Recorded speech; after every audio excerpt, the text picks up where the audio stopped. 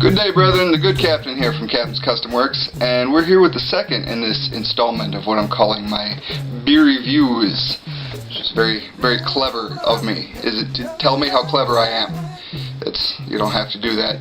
So we're going to be reviewing today something from a new brewery that I've discovered. At least I don't believe they've been around that long. This is the Tighthead Brewing Company, and what we're going to talk about today, I believe they intend to be verbally said as Scarlet Fire. Now I'm starting all these with complaints. My apologies to all of you, especially all you brewery owners and brewmasters who are not watching my series, but if you were, then I guess I'd apologize to you. So, my thing about this, I'm a deadhead. I gather from reading the label this is a little bit of appreciation of the dead. If I were to read this verbally on a set list, which is where this would come from, I don't know if you can see this in the camera, but see that right caret, or if you're a mathematician, greater than, that would cause me to, if I saw this in print, I would read this as Scarlet to Fire. I don't think that's how they meant this to be said. I think they intended as Scarlet Fire, and it's just, the symbol's a little nod to, those deadheads in the crowd that would pick it up. But that's how I would read it. I've known people who would read it as Scarlet into Fire, but I've always read it and heard others, or verbalize it rather, as Scarlet to Fire, but I'm pretty sure they mean this to be Scarlet Fire. That being said, these dudes seem to be deadheads. Also, according to their label, they're out of Mundelein, Illinois. Not too terribly far from where I am. Especially in the grand scheme of things. If you're in Illinois, I guess you're not too terribly far from where I am.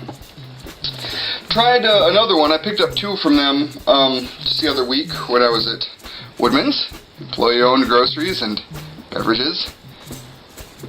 I love you, Woodman's. I picked up this other one, and here's another caveat about this beer. More complaints from Captain. So I picked up this Beery IPA. I think some of you know where I'm going to go with this. I have a slight issue. I always cringe, just a touch, when people use Rastafari references in more of a pop manner. I get mistaken for us. I'm not. A lot, and I'm not. Full disclosure, I'm not Rastafari, despite what most people think. I've got massive dreads. That has more to do with my appreciation for my Celtic heritage, which a lot of you may not know that's something we do too. In fact, just about anywhere, if you go back far enough, you'll find dreads being worn anywhere in the world, but, some of us held on longer. Caesar was said to have warned his generals that the Celts had hair like fearsome snakes, and also that they drank the blood of their enemies. All true. But anyway, the Tighthead Brewing Company also makes this Beery IPA, and so I read the label, and it seems that they're coming about it from a position of genuine respect, and I said, okay, well, I'll drink it, If I read the label and it was full of nothing but poorly written patois, I'd be like, I'm not giving these guys another minute, because they don't know what they're talking about. But, deadheads, a little bit of appreciation for Rast culture. Oh, okay, I'll give them that. I'll try it. So I tried this. It's a very decent IPA. IPAs are very popular nowadays, so there's a lot being done with them, and we'll talk about that more later in the series.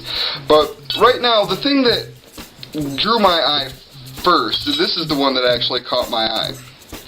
And it's a red ale, which, is good. It says, pays tribute to its heritage as an Irish-style red. And that sounds good to me. So we're gonna give this a whack here. Everyone observe as I pour. Again, pint glass. I love pint glasses. Irish red. What the heck else are you gonna put that in? That is a heck of a head, which I guess ought to be. Irish red should have a good head on it. This might take a second to get down there to drinkable capacity. It's not really cascading, which is alright, because it is red. It's not a porter or a stout. Pretty clear already. A little bit of fizz, which is nice. It's a pretty firm head, which, if any of you know what that means a lot of protein in the beer. Good grainy beer, and it's not bad. If it doesn't have a strong head, that doesn't mean that there's not protein in the beer. It just means that how it came together is a little different. It's going down a little bit. Not bad. Not bad. I don't want to wait any longer. I want to taste this beer. I should let you guys see this beer as well, because that's rude of me. I'm not good at this yet. You might have noticed. So let's give this a taste. That looks pretty good. Also, freshly trimmed mustache, which is much better for this one. I got away with it on the last one, but this one we're going to need a trim.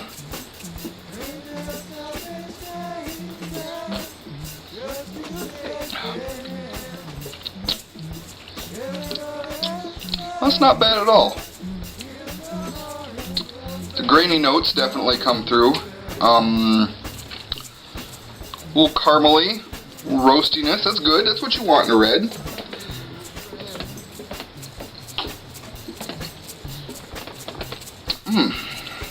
Yeah. This tastes like a very good example of an Irish red, like they were going for. Maybe a Scotch ale. This is a little lighter by the big craft beer standards. This is a 5.6 ABV on this guy here. Also kind enough to provide that it's got an IBU of 30, and that's bitterness basically, so that's not a lot. And SRM of 15, and most of you don't care about any of those things, so that's fine. But maybe you do, because you're watching beer reviews, and I don't know what any of you care about, and something weird if you're watching me, so I'm going to stop making assumptions about how you feel. My apologies. Yeah, not bad. What I am going to do, however, is I'm going to down this beer, and I'm going to force you to watch it in accelerated motion, because I really enjoy that.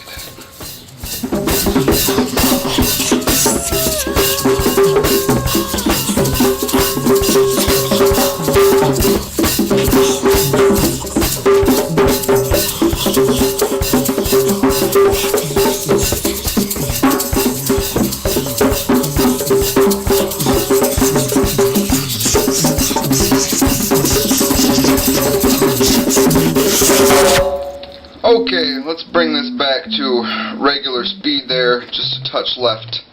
Could not fit it in 2 glasses due to the massive head that this had on there. There's a big solid head on that beer. So a couple notes on it after drinking almost this entire thing.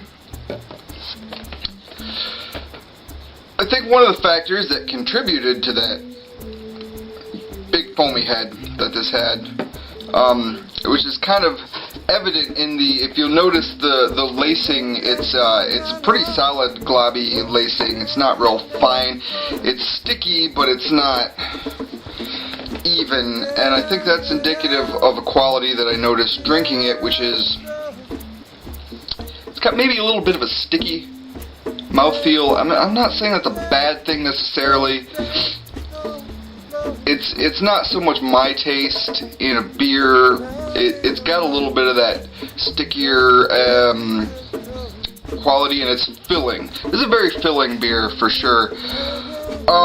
It does say, it says it's brewed with roasted barley and caramel malt, and that's, you can taste that. The sweetness comes through, and the fillingness comes through, and that's what that's about. It's not a bad beer at all. It's very decent. I don't think these guys are making a lot of beer yet. I think they had like 4 offerings from this brewery in in my local Woodman's. Another plug for Woodman's. Love Woodman's. Best, largest beer selection anywhere around here, so I love those guys. I'm going to try to say that every single review if I can, how much I love Woodman's. You know I love you, Woodman's. They already know I love them. I tell them every time I go in there. So I think, you know, these guys are just kind of starting out from what I understand. I haven't really researched any more thoroughly into them, but they did, you know, pop up with a handful of offerings all of a sudden. They're fairly fresh. This one was bottled on March 6th of this year, which is 2015, I should tell you, because obviously people are going to be watching this long into the future. They're not. I'm not kidding myself. But yeah, it's very decent. I don't think I'd drink it a hell of a lot, just because it doesn't really. Oh, I just cussed on the YouTubes. Not my intention. I was trying to avoid that. Gonna censor that out. My apologies. I don't think I would drink this a lot, just because it doesn't really appeal to what I'm looking for in a more regular beer. It's got the red qualities. It's very decent at that. If I wanted to just pick a red, I'd probably pick something a touch bolder even than this. I think this is maybe a little more of a red for the, as one of my good beer dudes at Woodman's, yet again, likes to say, he says the American palate, and I think that's kind of what this is going for. This is an Irish red for the American palate. It's certainly not the kind of thing that you would get on tap were you to go to Ireland or, you know, someplace like that, where they have a deeper tradition of this kind of beer. This isn't really deep in the American tradition of beer at all. This is very much a nod to the Irish, Scotch, other European, you know, where those reds are a little more prevalent, and that hasn't been the case here in America. So, you know, it's okay. I should probably come up with some sort of rating system for these things, shouldn't I? I don't know. I feel bad doing that. I feel bad assigning a value, because this is all my opinion. This is just my thoughts as I drink a beer, and I make you guys watch them, although, you know, you obviously have the power to turn it off. But if you haven't by now, you probably won't in the remaining few seconds. So, good on you for toughing it out. You have my, you know, laudation and my sympathies. So this is good. I'll be very interested to see what else these guys come out with, especially because, you know, they're not too far. Mundelein, you know, just this side of hometown boys here. So that's cool. I like to see more boys come out of. I like to see more brewers come out of the local area. This is all I've had, really. I'm just bad at filming. I'd like to see more brewers come out of more local areas, because you tend to get better beers that way. I love some of the people that come out of, you know, all the way across the country or even around the world. They make wonderful beer. But if you want the essence of beer, you should start looking close to home, because, you know, beer is by and large meant to be enjoyed right away. There's some beers that hold up to aging very well, but generally you want to look for something that's there. You know, if you go visit some other place, ask them what they got that's close to home. You know, don't go visit some, you know, even another state and go, well, this is what I drink when I'm home. Have you got it? You know, you go somewhere else and you ask them, you know, what have you got? What are you guys doing? I want to find out about it. And in today's modern world, you know, that's a much wider range than it ever would have been in the past. You know, you would have found much more regional variances. You say this style comes from here, this style comes from here. Now it's not the case. You got brewers out of Mundelein. They're making an Irish red. They're doing a decent job at it. Very decent. Just not one I would grab all the time. But that's only my taste. I encourage you to try it. Try their other ones. Check out what else they have, pay attention, and pay attention to all your favorite breweries, local, regional, and otherwise. I'm going to down the last bit of it. very filling beer.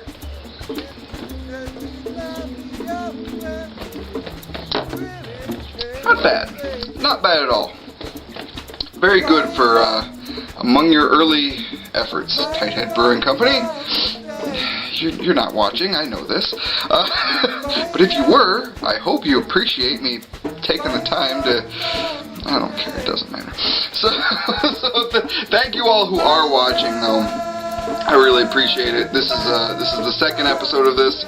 Just starting out with this, and you know, gotten a couple good comments so far, so that encourages me to keep going with it. And so, you know, why are you doing that? Why are you encouraging me to do this, you goofy people? But I will.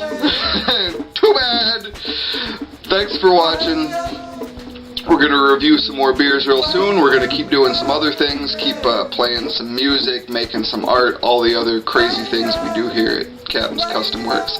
And, you know, thank you for being tolerant at the very least. We'll speak to y'all real soon. Much love.